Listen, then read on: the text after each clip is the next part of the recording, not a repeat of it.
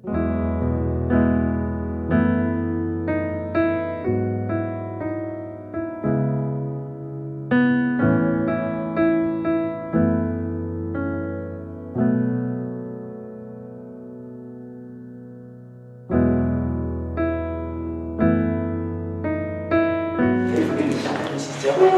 주 동안 수고하셨습니다.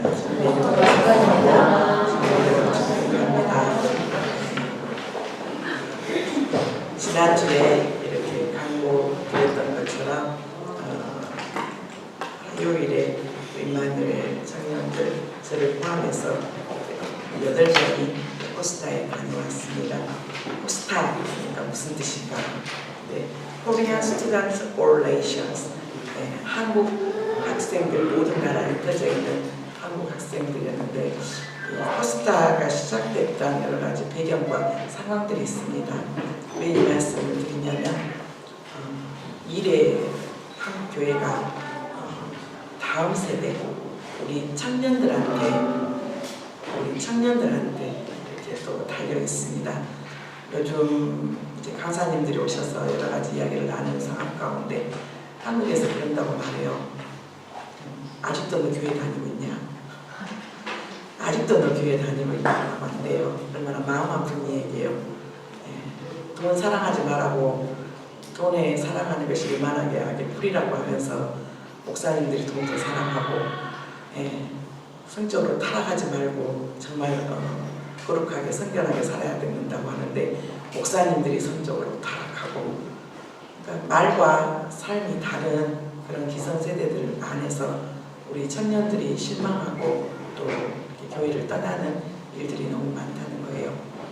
그래서 한국 교회뿐만 아니라 열방에 있는 유럽의 교회들, 이미 유럽에 있는 현지인 교회들은 청년들이 거의 미사가 됐든지 예배가 됐든지 드리지 않는 것이 현실이고요. 그래도 이번 코스타에 다녀오면서 소망이 있다. 작년에는 약 한 250명 정도, 제가 4년 동안 코스타를 못 갔다가 4년 만에 다시 갔는데 작년에 굉장히 놀라웠어요. 제일 많이 왔을 때가 1200명이 모였었거든요.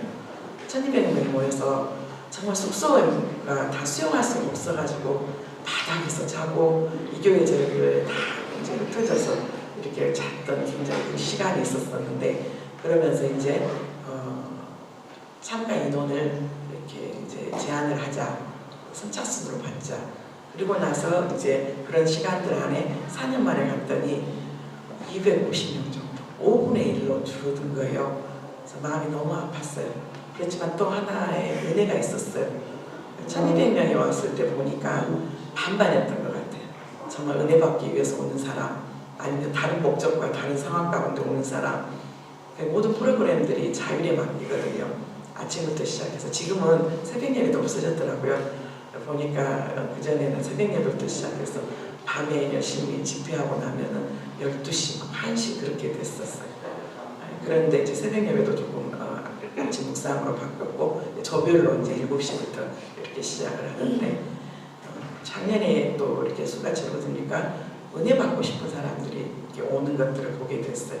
근데 작년하고 올해 또 비교하니까 올해는 좀 더 약 300명이 넘는 10개국이 넘는 나라에서 학생들이 이렇게 모였고 정말 대단한 강사님들과 함께 또 말씀의 잔치를 나눴는데 이 코스타가 시작됐던 배경이 복음의 비전, 민족의 비전, 또 학문의 비전이라는 국제복음주의 학생운동을 의미하는데요.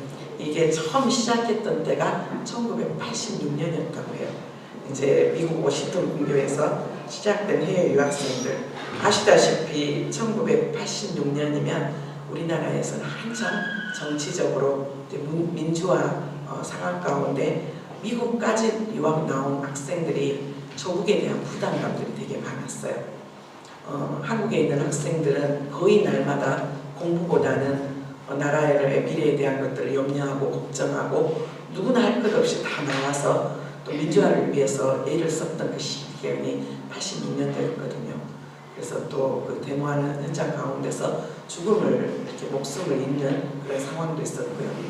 그러니까 미국에 가고 유학하고 있는 그분들 안에서 조국에 대한 부담감과 또 조국에 대한 불확실한 미래에 대한 두려움들, 그것들을 이제 계기로 같이 모여서 아주 소수가 모여서 같이 기도회를 하고, 그다음 민족을 위해서, 나라 민족을 위해서 기도했던 그 모임이 이제는 지금은 전 세계에서 이제 코스타로 이렇게 모여지는데, 유럽 코스타도 30년 전에 파리 침례교회 이제 이상구 목사님을 배경으로 해서 한국에 계신 홍정길 목사님과 또 이동욱 목사님의 호응과 여러 가지로 인해서 지금까지 와 있습니다. 그런데 이제 이번에 주제가 뭐였었냐면 주보에도 그대로 이렇게 기록했습니다. 일상에서 하나님의 나라를 세우자. 우리가 아시다시피 그래도 아직까지는 한국에서 당신의 종교가 신앙이 뭡니까? 종교가 뭡니까? 라고 조사를 했는데요. 그래도 한국에 작년에 조사했던 내용 안에서 기독교인들이 가장 많더라고요. 그런데 기독교인들은 많은데 정말 삶의 현장 가운데 정말 그리스도를 닮은, 예수를 닮은 사람들이 과연 얼마나 될까? 말씀대로 정말 살아내고, 우리가 살고 있는 일터와 또 가정과 학교에서 또 교회 안에서 정말 주님의 자녀로서 이 살아내는 자들이 얼마나 많을까? 또 우리 교회 지체들도 가는 길이 평탄하지 않았어요. 8명이 같이 시작을 했지만 한 지체가 또 착오가 있어서 같이 비행기를 못 타고 많이 또 염려하고 걱정했어요. 못 오면 어떻게 하나 그랬는데 또 나중에 또 포기하지 않고 또 나중에 왔던 거, 또 도착해서 또 희한하게 왜 그랬는지 모르겠지만 또 잘못 타가지고 뒤로 50분을 갔던 거, 여러 가지 상황 안에 참 불평하고 불만할 수 있는 상황이었는데 감사함으로, 그리고 올 때도 또 비행기를 너무 또 일찍 끄는 거예요.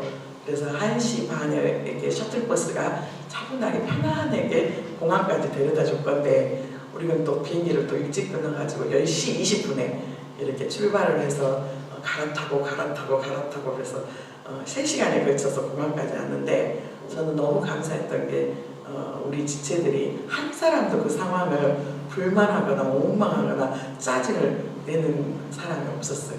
오히려 제가 짜증을 냈죠. 어떤 상황 가운데 좀 작은 물건을 샀는데 공항에서 그 껍질을 다 벗기라고 그러는 거예요. 근데 그 벗겨서 다시 포장하는 상황 가운데 뒤에 있는 외국인들을 보니까 그래도 한국 같으면 난리 났을 텐데 외국이니까 참아주고 기다려주더라고요. 자, 그러면서 우리 안에서 이렇게 갔다 올 수 있다는 게 너무 감사했구나. 감사했다는 것에, 불평하지 않았던 것에, 원망하지 않았던 것에 너무 감사했어요. 이미 일상에서 주님의 그 복음을 또 전하고 있구나. 그래서 너무 감사했는데, 오늘 우리가 이제 정말 일상에서 하나님의 나라를 세우자라는 그 상황 가운데 여러분, 제가 한번 질문을 던질게요.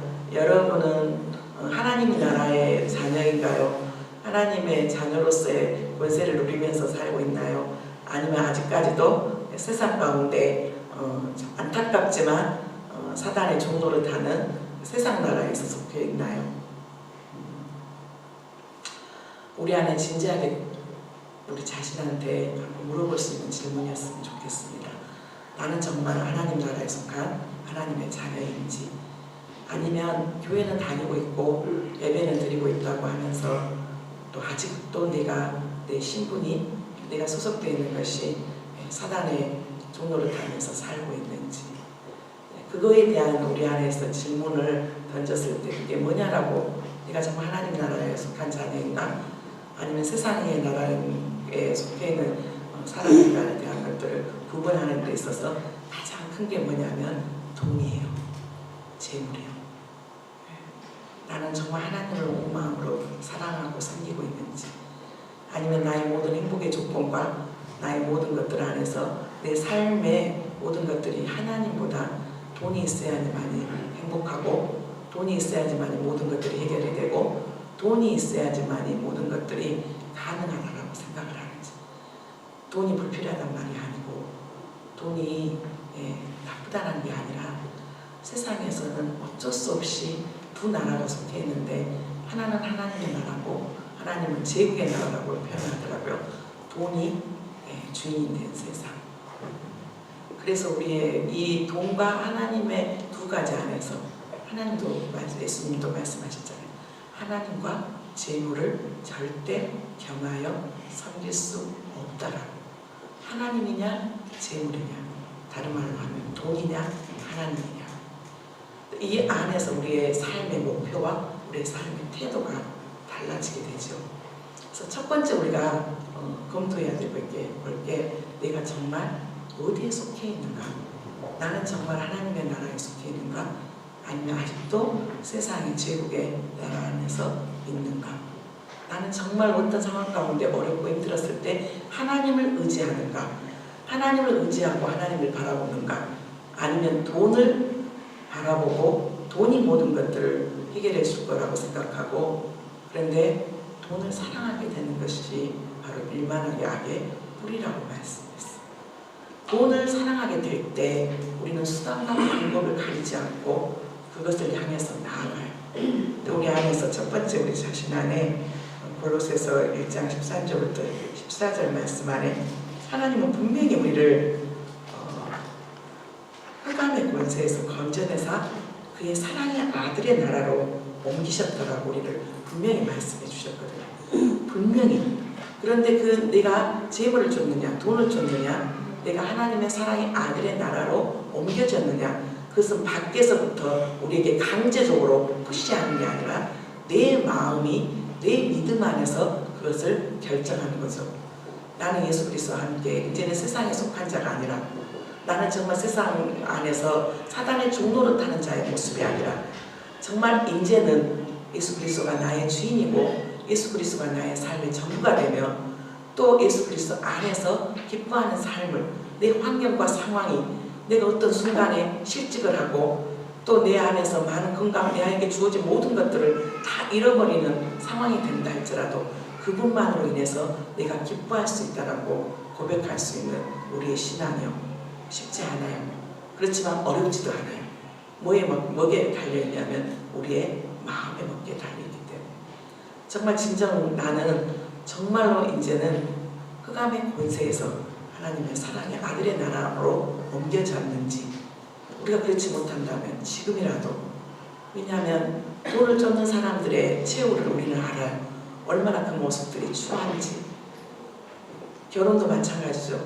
결혼할 때 정말 사랑해서 이 세상에 단 하나밖에 없는 사람일 거라고 생각하고 사랑하고 또 사랑해서 또 사랑해서 결혼을 하는데, 그 여러 상황 가운데 어려운 가운데 있었을 때 이혼을 할 때 이자를 어떻게 받고 어떻게 상황 가운데 어떻게 되느냐, 철저히 돈 가지고 싸우고 다투는.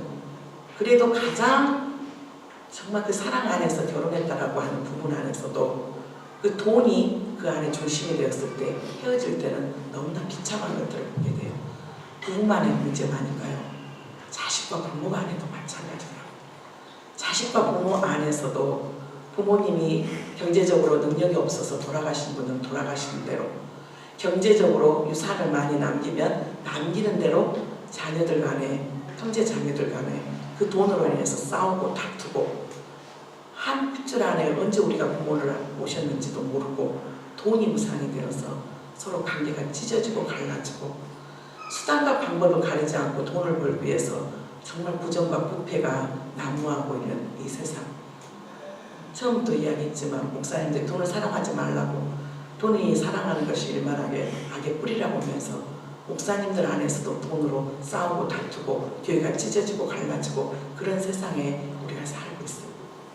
정말 나의 주인은, 나는 정말 어디에 속해 있는지. 돈은 반드시 필요한 거예요. 돈이 있어야지만 우리가 늘 이야기하는 게 우리의 삶 가운데 정말 섬길 수도 있고 또 우리의 자녀들 나름대로 좋은 곳에서 교육할 수도 있고. 그런데 돈을 어떻게 바라보는 거예요? 돈이 주인이냐, 아니면 돈은 내가 관리하고 다스려야 될 청지기로서 내가 그 돈에 좀 하나님의 선하신 뜻 가운데 또 사용하기를 원하시는지. 하나님 돈 자체가 나쁘다고 하지 않았어요. 돈을 어떻게 바라보고 어떻게 그것 안에서 그 돈에 대한 가치관이 우리 안에 어떻게 정립되어 있는지, 그것이 너무 중요하다는 거죠. 그래서 우리 안에 하나님의 자녀가 됐다는 것 안에서 제일 첫 번째 상황이 뭐냐면 우리의 신분이 바꿔진다는 거예요. 우리의 소속이 달라진다는 거예요. 그리고 우리의 소속이 달라지면 그 다음에 우리는 반드시 뭐가 달라지냐면 우리의 목적이 달라져요. 여러분들 안에서 지금 공부하고 있는 이유가 뭔가요? 여기 와서 유학을 하고 있는 것이 뭔가요? 여러분들 안에서 지금 직장생활을 하면서 하고 있는 것이 왜 하나요? 우리 자녀들에게 좋은 대학을 보내고 정말로 방학 동안에 강남으로 가서 정말 그 학원을 보내는 이유들이 뭔데요? 우리가 다 알고 있잖아요. 방학 동안에 한국에 가서 아이를 강남에 보냈을 때 공공연한 비밀이에요. 적어도 한 명 안에 1,000만 원이 든다고.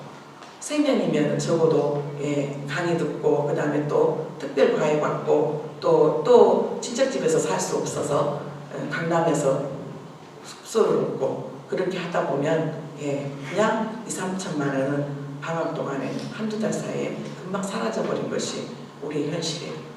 그래서 그런 상황 가운데 이렇게까지 꼭 해야 되냐? 우리의 미래는 없냐? 그리고 또 섬겨야 될 모든 부분 안에서 우리의 부모님들도 섬겨야 되고 많은 부분들 안에서 왜 우리가 그렇게 많은 시간과 물질을 투자하고 또 때로는 정말 가족이 헤어지는 그런 모든 것까지 희생하고 감수하면서 이곳에 있는 목적이 무엇인데요? 이곳에 있는 우리의 상황이 뭔데요? 내가 왜 발버둥 치면서 돈을 벌어야 되고 더 좋은 직장, 더 좋은 상황들로 나아가야 되는 우리의 목적이 뭔데요? 목적이. 그런데 그 목적 안에 우리 안에서 정말 성경적인 가치관이 없다면 우리는 정말로 목표를 잃어버리는 우리의 목적은 분명히 우리가 믿는 하나님의 자녀로서 믿음이 있어야 되고 능력이 있어야 돼요. 실력이 있어야 돼요. 실력이 없으면 무시받거든요. 아무리 믿음을 가지고 아무리 우리가 산다 할지라도 실력이 없으면 정말 영향력을 끼칠 수 없는 그런 모습 가운데 있어요. 그런데 우리가 좋은 학교를 가고 정말 우리가 좋은 직장을 얻으려고 하는 이유가 뭔데요?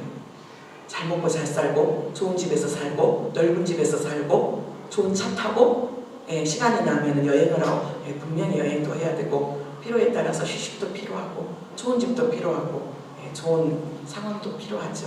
여러 가지 안에. 그런데 놀랍게 미국의 많은 이민자들이 참으로 고생하고 애쓰고 힘쓰면서 1세대들이 애를 썼어요. 그래서 정말 성공하는 이민 1세들이 많아요. 근데 그분들 안에서 정말 열심히 일하다가 자녀의 교육을 놓쳐버린 경우가 있고 그리고 부모님들은 또 열심히 일하다가 언어를 배우지 못하고 아이들에게서 많은 것들을 투자하고 있는데 어느 순간 아이들 안에 한국말을 모국어를 잊어버리고 그리고 나중에 점점점 물질적인 것들은 성공을 했고 넓은 집에 살지만은 정말 자녀와 부모 안에 언어적인 단절 아이들은 점점점 한국말을 잊어버리고 영어를 쓰게 되고 부모님들은 먹고 사는 것이 급급하다 보니까 언어를 배울 수 있는 상황들이 아니어서 한국말을 계속 쓰고 문화와 모든 상황들이 다르다고 하면서 성공을 했다고 하는데 그 가정이 깨어지고 깨어지는 가정들이 얼마나 많은지. 그런데 또 한편으로는 정말 성공한 그런 분들이 정말 하나님께서 주시는 그런 귀한 부를 나누고 또 베풀고 하는 모습들을 보게 돼요. 좋은 집에서 살면 정말 외국에서 정말 아프리카나 오지에 있는 또 유럽에 있는 또 아시아에 있는 많은 선교사님들이 회복을 위해서 치유를 위해서 또 재교육을 위해서 미국에 오시게 되면 그 미국에 있는 자기 집들에 또 모시면서 섬기면서 그분들에게 필요했던 것들을 나눠주고 하는 것들 안에 그러니까 우리의 정말 이 시간 여기에 있는 우리의 목적이 뭔지 나의 안락함과 나의 편안함과 자기 숭배 안에서 분명히 하나님께서는 우리가 정말 여행 가고 우리에게 좋은 것, 정서적인 것 하나님은 충분히 우리를 고려하시고 우리의 마음을 아세요. 그런데 정말 그 목적이 하나님의 영광이 아니라 정말 나의 억울함과 그 못 먹고 못 살았던 것들 안에서 그걸 한풀이로 했었을 때 오는 그 끝은 행복이 아니라 불행으로 마감되는 경우들을 너무 많이 본다는 말이에요. 내가 공부를 열심히 해서 왜 이곳에 이 조직 안에 또 이 단체 안에 들어가야 되는지 우리 자녀들 안에서 어떤 가치관으로 우리 자녀들을 키워야 되는지 그 부분들 안에 우리의 정확한 목적이 반드시 말씀에 세워지지 않으면 정말 앞서가는 선배들 안에 많은 실패와 많은 시행착오들이 우리에게도 있을 거라는 말이에요. 정말 우리 자녀들에게 공부를 해야 될 이유가 뭐고, 또 우리가 여기까지 와서 공부를 해야 되는 이유가 뭐고, 내가 그 직장에 가는 이유가 뭔지, 그거에 대해서 결국은 하나님의 나라 확장과 또 우리의 섬김과 우리의 사랑, 많은 목사님들, 강사님들 안에서 우리의 목적이 달라지게 되면 우리 안에서 달라지는 태도가 있는데, 그 태도가 바로 뭐냐면 섬김이라고 말씀하셨어요. 그 섬김 안에서 본문 말씀 안에 내복음서에 다 들어있는 것 중에 하나가 오병이어의 기적이에요. 오병이어의 기적 안에 우리가 알다시피 어린아이가 쌓은 그 도시락, 그 오병이어의 기적 안에서 있었던 배경들을 조금 더 듣게 되었어요. 우리 하나님께서 구약에서 율법을 주셨을 때 이웃을 사랑하는 그 율법 안에 그게 어떤 게 있었냐면, 가난한 자들, 극빈자들을 위해서, 그 극빈자들을 위해서 하나님께서는 이 밭에 수확을 할 때 반드시 한 곳은 베지 말고 그것을 두라고 말하죠. 거기에 가난한 고아와 가부들이 그것을 가져다가 먹게 하라고. 대표적인 사람이 루시였잖아요. 보아스가 그 모든 것들을 또 해놓고, 정말로 청산가부가 됐던 이 루시, 시어머니 나오미하고 왔을 때 어머니를 분양해야 됐기 때문에 보아스 집에 보리 이삭을 주는 그런 상황들. 그런데 이 갈릴리 바닷가 근처에 있는 이 물고기도 마찬가지래요. 어부들이 물고기를 잡았을 때 아주 큰 고기는 잡아서 시장에 팔고, 정말 작은 고기들은 어떻게 하냐면 이제 너무 작기 때문에 다시 내어주는 거예요. 그리고 중간 크기, 팔기도 조금 애매하고 내어주기도 조금 아직 애매한 중간 크기의 물고기들을 이 강 주변이나 호수 주변에 그냥 나눈대요. 그럼 그 고기를 어떻게 하냐면, 정말 가난하고 고빈자들이 그 고기를 가져와서 그 고기를 구워 먹거나 요리를 해서 먹는데요.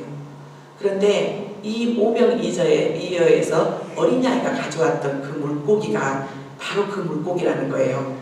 그 물고기, 정말 그 어린아이는 그냥 단순히 저 도시락 여기 있어요 하고 내놓은 게 아니라, 이 아이는 자기의 도시락을 내놨을 때 자기의 집의 형편과 상황들을 다 이야기할 수 있는 상황들이에요.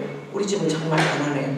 그래서 우리는 고기도 사 먹을 수 없는 그런 집인데, 정말 호숫가에 널려있는 그 고기를 이제 가져다가 엄마가 요리를 해서 이제 예수님의 복음이 전해진다고 하니까 그 아이를 보내는 거예요. 보리떡도 마찬가지잖아요. 지금은 너무 건강에 좋은 웰분 식사라고 하지만, 우리나라도 70년도 말만 해도 우리가 초등학교, 국민학교 다닐 때도 도시락 검사를 했어요.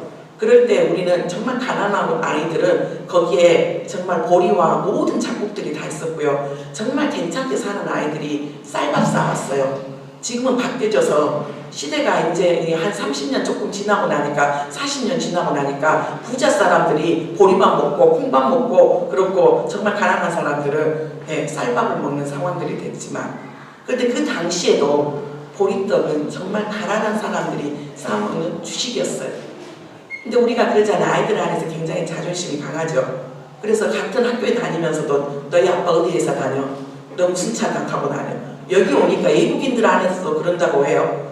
그리고 지방에 있는 아이들 안에서도 너희 아빠 어디 무슨 대기업의 직원이야? 아니면 협력업체의 직원이야? 라고 하면서 아이들 안에서도 이렇게 서로 차별을 두고 같이 끼리끼리 노는, 대한민국은 더 할 것도 없고요. 너희 집 전세야 월세야, 너희 집이야 몇 평짜리 살아, 어떤 아파트 살아, 어떤 아파트에 사느냐에 따라서 그 사람들의 모든 신분이 정해지는 그런 상황들이요. 그런데 이 아이가 쌓았던 이 보리떡은 우리 집 정말 가난해요. 우리 집 정말 가난하고 힘든 집이에요. 그럼에도 불구하고 그것을 위해서 내어놨을 때, 또 그 가정 가운데 이야기하면서 굉장히 시간이 많은데, 우리가 정말로 하나님의 자녀가 신분이 바뀌어지고 우리 안에서 목적이 바뀌어졌을 때, 이 목적 안에 가장 큰 변화가 뭐냐면 나눔이요. 근데 그 나눔이 나중에 내가 좋은 직장 얻고 내가 돈 많이 벌고 내가 나중에 어떻게 되면 되겠지라고 하는 그것이 아니라, 내가 지금 가진 것 중에서, 우리가 배고픈 사람이 배고픈 사람의 심정을 알잖아요. 아파본 사람이, 병에 시달려 본 사람이 병의 아픔을 알잖아요. 우리가 관계 때문에 힘들어 본 사람이 관계 때문에 힘든 사람들의 마음을 위로할 수 있잖아요. 우리가 많아서 나누는 게 아니라 내가 모를 것, 내가 가지고 있는 것들을 나눔의 모습이에요. 그리고 또 하나는 디모데전서 4장 11절 말씀. 이 말씀 안에서는 우리 모두 자신이 없어요. 아직도 많은 부분들 안에 너무나 부족한 저희들의 모습인데 한번 읽어볼까요? 누구든지 내 연수함을 헛것이 여기지 못하게 하고 오직 말과 신과 사랑과 믿음과 정절에 있어서 믿는 자에게 보내래요. 이 디모데전서는 아시다시피 늘 말한 거지만 믿음의 아버지, 영적인 아버지인 사도 바울이 믿음의 아들인 디모데에게 보낸 편지예요. 아시다시피 이 디모데는 굉장히 많은 배경들 안에서 자랑할 만한 것이 없었어요. 스펙으로 보면 엄마가 유대인, 그리고 아버지는 헬라 사람. 그래서 정통 유대인도 아니에요. 그리고 많은 부분들 안에 이미지와 모습 여러 가지 상황 안에 나이도 어렸어요. 그리고 또 한 가지 건강도 여의치가 않았어요. 근데 30대 약 중반에서 후반 정도가 된 이 디모데가 에베소 교회를 담임하기에는 너무나 많이 부족했어요. 우리도 각각의 나라의 연령이 있어요. 10대가 있고 20대가 있고 30대가 있고 40대가 있고 지금 우리 교회가 이제 연령이 좀 낮아져서 60대가 가장 연세가 많으신 분인 것 같아요. 그런데 우리가 어느 곳에 어느 상황 가운데 있든지 이 먼저 디모데에게 했던 말이 내 연소함을 없이 여기지 못하게 하기 위해서 네가 아직 나이가 어려. 네가 담임하고 있는 이 교회 안에 너보다 훨씬 나이 많은 사람도 많고 너보다 더 많은 스펙과 정말 많은 배경을 가지고 있는 사람들이 너무나 많아.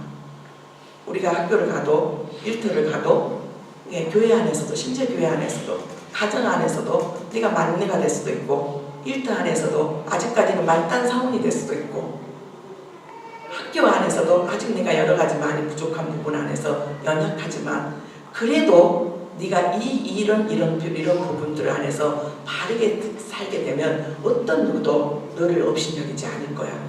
근데 그게 바로 뭐였냐면 말, 행실, 사랑, 믿음, 정절.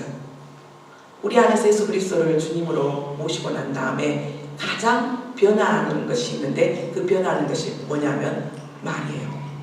언어요. 먼저 우리의 언어가 바뀌어졌나요? 내가 정말 주님을 주인으로 모시고 주님의 생명이 내 안에 계심으로 인해서 내 안에서 바뀌어지는 외적인 현상 가운데 나의 말이요. 언어. 계속 불평하고 불만하고 짜증 부리고 그보다 더 심각한 건 거짓말. 내 상황과 모든 것들을 변명하기 위해서 하는 거짓말. 여러 가지 많은 부분들 안에서 남을 업신여기고 비아냥거리고 그래서 야고보 사도도 말했고 말에 있어서 온전하면 정말로 대단한 사람이다. 그런데 너나 할 것 없이 말에 대해서는 아직까지 우리가 다 부족하다. 그런데 알아야 될 것은 우리의 입에서 한 입에서 어떻게 하나님을 찬양하고 어떻게 한 입으로는 지체를 저주하고 그럴 수가 있냐. 절대 한 우물 안에서는 깨끗한 물이 나오든지 정말 사람들의 정말 그 갈증을 피워줄 그러한 깨끗한 물이 나오든지 아니면 흙탕 물이 나오든지 두 가지 중에 하나지. 어쩔 때는 흙탕 물 나왔다가 어떨 때는 깨끗한 물이 나와. 절대 처음에 팔 때는 그러죠. 샘을 팔 때는 깨끗한 물이 나오기까지는 계속 흙탕 물이 나와요. 그런데 정말로 이 흙탕 물이 다 쏟아지고 난 다음에는 정말로 깨끗하고 정말 사람들의 마음을 정말 목마름을 정말 시원케 해주는 갈급함을 해소할 수 있는 정말 그 생명수와 같은 그런 물이 나오게 되거든요. 그런데 우리 안에서 우리가 정말 하나님의 자녀로서 우리 말도 있잖아요. 정말 많은 관계 안에서 정말 그동안까지 쌓아왔던 모든 많은 교제 안에서 한마디 내 말 한마디로 인해서 단절되는 경우가 정말 많아요. 우리는 그런 경험들을 너무 많이 했어요. 어느 순간에 정말 교만한 마음으로 했던 비판, 교만한 상황 가운데 있던 비난, 교만한 상황 가운데 있던 판단, 교만한 상황 가운데 있던 멸시, 조롱, 여러 가지 우리 안에서 오는 언어요, 말이에요. 그리고 여전히 내 안에서 올라오는 것은 사람을 세워주고 다른 사람들을 세워주는 게 아니라 내 자랑하고 세상의 온갖 것들 안에서 아직도 세속적인 것들 안에서 끝나지 않고 계속 내가 옳다라고 생각하면서 내 말에서 나오는 말은 예수 그리스도를 증거하고 사랑하는 그런 축복하는 말이 아니라 내 안에서 나오는 한번 우리 언어 생활들 한번 점검했으면 좋겠어요. 정말 나는 남을 세워주고 남을 축복하고 나만을 같이 함께 가는 그런 말을 하고 있는지 아니면 계속 18 하면서 시시시 하면서 그러고 있는지 아니면 온전히 막 분노하면서 짜증 부리면서 신경질 부리면서 감사하는 말이 있는 게 아니라 불평하며 원망하고 있는 그런 말들을 하고 있는지 교회를 다닌다고 하면서도 일터에서도 여전히 그 사람이 예수를 믿는가 안 믿는가의 가장 옛적인 표현이 뭐라고요? 말이요. 언어요. 여러분들 주위에 있는 사람들이 어떻게 이렇게 정말 당신의 말은 정말 세워주는 말을 하네요. 정말 당신의 언어는 참 당신의 말을 들을 때 평안하고 기쁨이 있네요. 저 사람이 예수를 믿는지 안 믿는지 더하고 계속 올라오는 말이 보는데 1년이 가도 2년이 가도 3년이 가도 5년이 가도 10년이 가도 심지어 20년이 가도 늘 나오는 말이 거짓말에 음담패설에 분노에 세상 것들 안에서 오는 세상 온갖 그런다면 우리는 일상에서 결코 하나님의 나라를 세울 수 없다는 거죠. 니나 잘해. 요즘은 모든 사람들이 우리가 다 알고 있는 거예요. 너가 정말 그리스도인인지 너가 정말 예수님 믿는 사람인지 보여줘봐.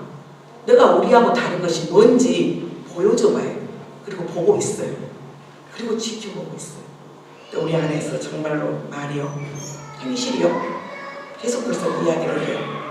정말 어떤 모임에 가서 나는 정말 하나님의 자녀라는 거 구별된 하나님의 자녀라는 거 세상과 타협하지 않고 그게 어떤 것이 됐든지 술이 됐든지 아니면 어떤 행동이 됐든지 정말 우리 안에서 처음 시작을 하고 모임이 되도 마찬가지죠. 우리도 예배를 드리고 나서 정리를 해요. 그런데 하나님도 지켜보고 사람도 지켜봐요. 하나님도 지켜보고 사람도 지켜봐요. 하는 사람은 꼭 해요. 의자를 치우고 상을 치우고 하는 것들 안에 설거지를 하는 것도 그렇고 회사에서도 마찬가지예요. 아마 분명히 교회 안에서도 안 하면 회사에도 안 할 것 같아요. 분명히 교회에서 안 하면 학교에서도 안 할 것 같아요. 그냥 길에 가는데 복도 안에 아니면 사무실 안에 누군가가 커피잔을 마시고 자기 것도 하나 정리를 못해요. 내가 마신 커피잔 건망증이 있어가지고 내가 어디다 놔놨는지 모르는 경우도 있더라고요. 있어요. 정말 실제로 건망증이 너무 많은 일에 급하다 보면 내가 여기다 컵 놔놓고 막 다른 일을 하다 보면 여기다 컵 놔놨는지 몰랐는지도 몰라요. 따라놨는지도 몰라요. 그런데 다시 건망증이 심하면 한 번 더 돌아보면 되겠더라고요. 내가 마시는 커피잔, 내가 썼던 여러 가지 것들, 내 것도 하나 못 치우는데 무슨 교회를 가가지고 다른 사람 거를 치워주고 왜 내가 치워야 되는데 왜 나만 일을 해야 되는데 회사 가가지고 학교를 갔는데 휴지 한 장이 떨어졌는데 이것은 청소하는 아줌마가 할 것이야 아저씨가 할 거야 나는 할 거 아니야. 그래 놀랐는데 하나님이 하고 계시다니까요. 코스타 가가지고 화장실을 이렇게 2번을 다른 장소로 갔어요. 일상생활에서 하나님의 나라를 세우자 그러는데 저는 여자 화장실만 가잖아요. 남자 화장실은 모르겠어요. 화장지 쓰고 버린 거, 그 다음에 걸린 거 다 있어요. 분명히 제 앞에 누군가가 지도를 갔겠죠. 한 사람도 거기 죽고 이렇게 그냥 화장지 손 쓰고 쓰레기통 위에 이렇게 쌓아놓으면 그거 한 번만 눌러주면 되잖아요. 한 번만 눌러주면 되잖아요. 그리고 조금 주워서 그리고 좀 더러우면 그거 조금 주워가지고 쓰레기통에다가 넣고 나오면 다른 사람들이 왔을 때 기분이 좋지 않아요.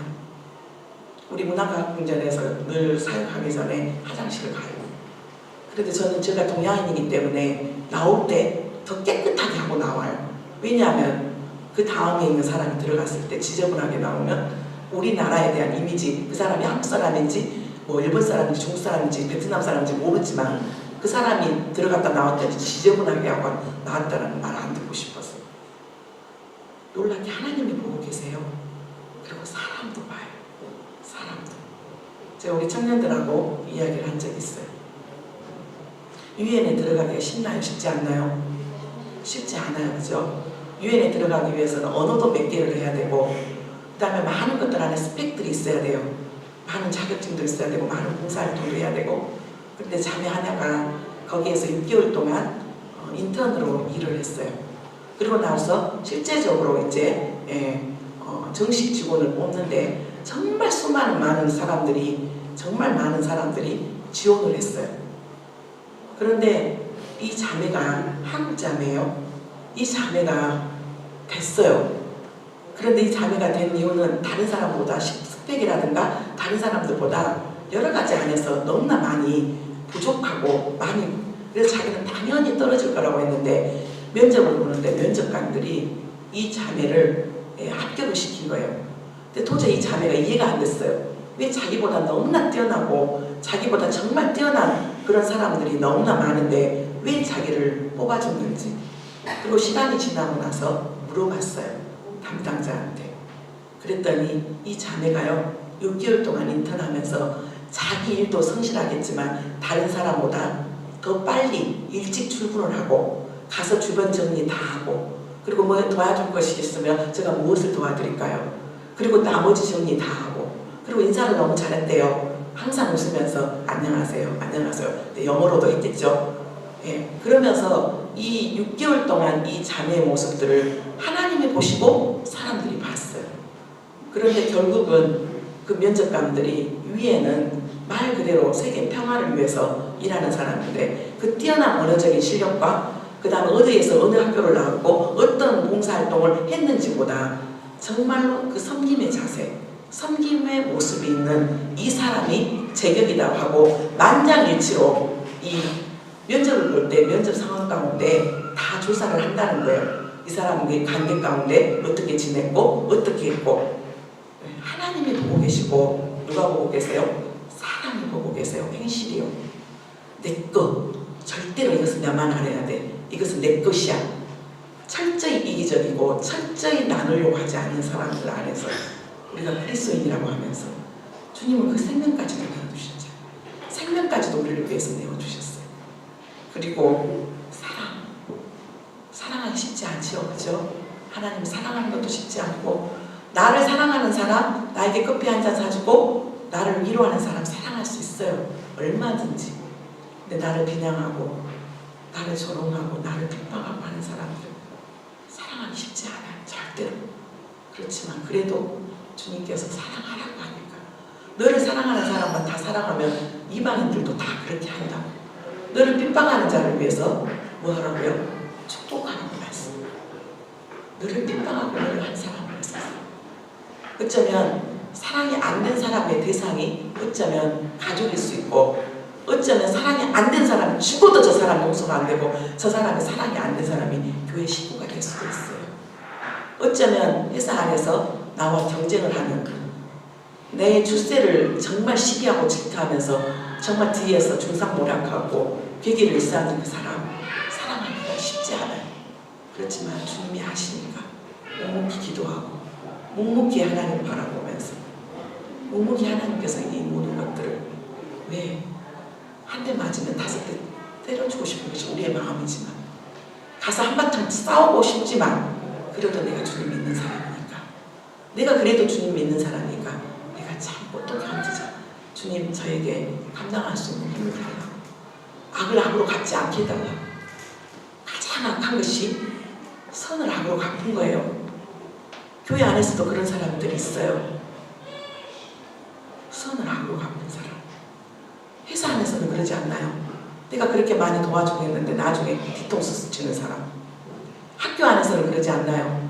나하고 열심히 같이 일했었는데 믿었던 사람들 안에 뒤통수 치는 사람. 사랑하기 쉽지 않아요. 우리 안에서 그 무엇보다도 믿음으로 산단 말이 무슨 말이에요? 하나님이 기록한 약속의 말씀, 반드시 악을 악으로 갚지 않고 악을 정말 선으로 갚는 사람, 나를 핍박하는 사람들을 위해서 축복할 때 하나님께서 너의 하늘아버지가 알고 계신다는 거, 그 어떤 것보다도 말씀을 믿고 말씀이 반드시 하나님께서 나에게 약속하신 것들을, 그 언약을 믿고 바라는 게, 그게 믿음이잖아요. 하나님이 약속하신 모든 언약들이 반드시 성취를 하라고 믿고 믿는 거. 그래서 그 무엇보다도 어떤 게 필요하냐면 인내가 필요하잖아요. 그래서 우리가 일상 안에서 억울한 일 얼마나 많아요. 속상한 일 얼마나 많아요. 정말 싸우고 싶은 일들이 얼마나 많아요. 그런데도 불구하고 하나님이 나를 부르시고 내가 그리스도인이라는 거, 나로 인해서 학교가 변하는 거, 나로 인해서. 오늘 너무 마음이 아팠어요. 한 아이가 학교로 왔어요. 그 아이가 어쩐 거 저쩐 거에 대해서 감기하지 말고, 우리 교회 아이가 그 아이를 조롱하고 비난했다는 거예요. 양쪽 이야기를 다 들어봐야 되겠죠. 그래서 교회가 더 오기 싫다는 거예요. 양쪽 이야기를 다 들어봐야 돼요. 우리 교회 아이가 자기를 도와줄 줄 알았는데 하면서 그랬다는 거예요. 그게 너무 싫어서 지난주에 교회로 왔는데 문 밖에서만 있으려고 하고 문 안에서 들어오려고 하지를 않는 거예요. 항상 상황은 양쪽 다 이야기를 들어봐야 되지만 어쨌든 먼저 우리는 여기로 왔고, 그 다음에 또 새로운 친구가 왔어. 근데 그 새로운 친구 아직까지는 아무리 한국에서 영어로 공부를 했고 했다 할지라도 아직 영어가 되지 않아. 학교의 규칙도 아직 몰라. 규율도 아직 몰라. 그러면은 다른 애들은, 문제는 뭐냐면 늘 학교에도 한국 친구들이 문제예요. 한국 친구들이. 그러면서 조롱하고 그랬다는 거예요. 근데 먼저 가서 무슨 어려움 없니? 뭐 도와줄 거 없어? 내가 조금 뭐 도와주면 안 돼? 네가 뭐 도와줄까? 하고 조금 가서 손을 내밀어주면 얼마나 좋을까? 아마 그러지 못했던 여러 가지 상황과 여러 가지 것이 있었겠죠. 근데 마음이 아픈 거예요. 교회 아이가 더 오히려 하면서 이렇게 봤다라는 거예요. 그게 진실이 됐든지 거짓이 됐든지, 아니면 양쪽 다 이야기를 들어보고 상황을 다 파악해야 되겠지만, 그래도 적어도 예수 믿는 우리 아이들이라면 누군가가 새로운 아이가 오고, 교회도 마찬가지죠. 새로운 친구가 오고 그랬으면 전혀 우리하고 정말 다른 코드의 사람이 올 수도 있고 정말 희한한 사람이 올 수도 있지만, 그래도 왔다라는 거에 대해서 감사하고 그래야 되는데, 이미 신앙생활 5년 10년 하는 사람한테 나도 나 받아줘, 그건 아니고요. 이미 그 사람들은 섬김의 자리로 가야 될 모습인데, 우리 정말로 말과 행실과 사랑과 이 믿음과 정절에 있어서, 순결하고 거룩한 것들에 있어서 우리가 본이 되고 있는지 철저히 고민할 수 있는 저희들이 됐으면 좋겠습니다. 마지막으로 부산 수영로 교회 아시죠? 수영로 교회 목사님 이규영 목사님이신데, 아마 지방에서 가장 큰 대형 교회일 거예요. 그러니까 서울에 있는 초대형 교회와 버금가는 몇만 명이 모이는 교회예요. 일대 목사님이 유명하신 목사님이셨는데, 그 목사님의 뒤를 이어서 이제 이규영 목사님께서 이제 부임을 하셨는데, 화요일날 목회자 세미나, 목회자들만 따로 불러가지고 세미나를 열어주셨어요. 1시간 반 동안 이야기를 하셨는데, 이 목사님이 한국에서 이제 교회를 개척을 하고 그런 상황 가운데 너무 어려움이 없어서 내가 스스로 조금 더 낮은 자리로 가야 되겠다 하고 이제 호주로 가서 다시 개척을 하는 상황 가운데 20년 동안을 또 하나님께서 허락하신 교회 안에 이제 부흥을 하고 숫자적인 부흥, 영적인 부흥까지 하고 이제 수영로 교회에서 청빙을 한 거예요. 그래서 이제 이 목사님이, 이규영 목사님이 이제 오셨는데, 그러면서 20년 만에 돌아와 보니까 한국에 20년 전만 해도 우리 한국이 지금처럼 너무나 많이 상황이 달라졌다는 거예요. 그러면서 그분이 하신 말씀이, 그 목사님이 20년 동안 미국에서 살다가 한국에 딱 돌아와 봤더니 가장 큰 변화와 가장 큰 아픔, 경제적인 성장만 이루었지 모든 것들은 다 잃어버린 한국의 모습. 돈 때문에 가정이 파괴가 되고, 돈 때문에 가정이 아프고, 자녀들이 우상이 되어서 자녀들이 오냐오냐 하면서 오는 여러 가지 가정 안의 질서가 다 파괴가 되버리고, 경제적인 성장만 이뤘지 관계면 관계, 영적인 거면 영적인 거 다 놓쳐버리는 그런 한국.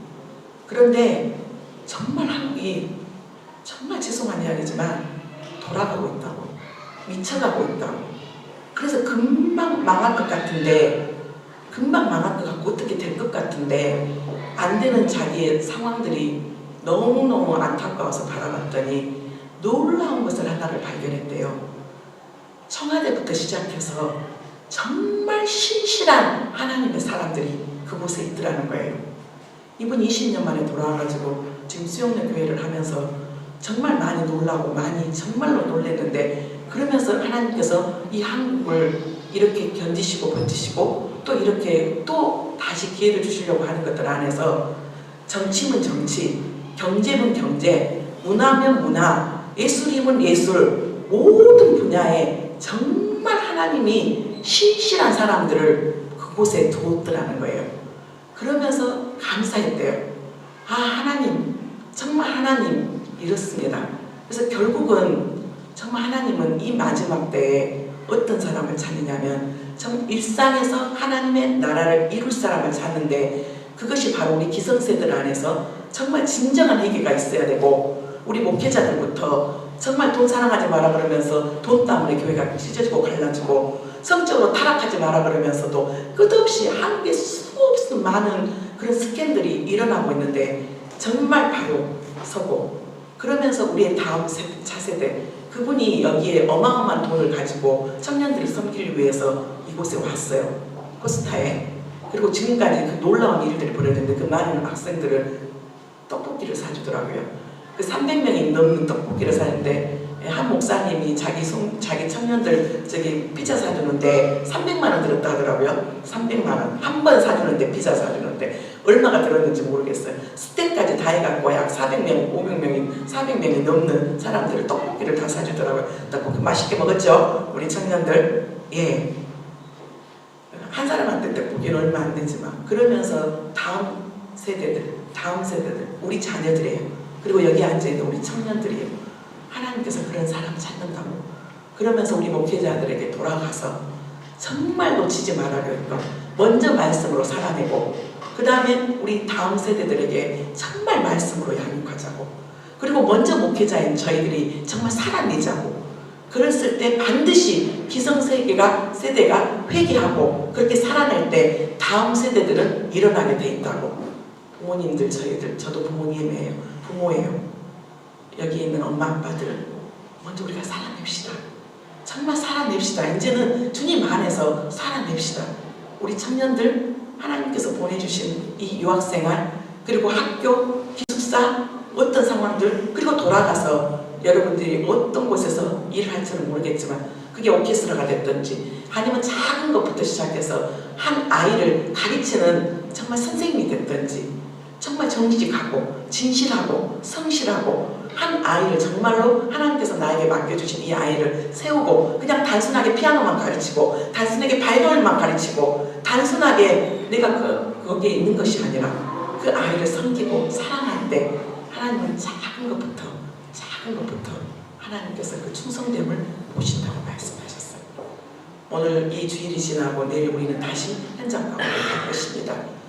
여러분, 정말 저 사람은 예수 제대로 믿는 사람이야. 여러분, 타협하지 마세요. 하나님이 보고 계시고 사람이 보고 있어요.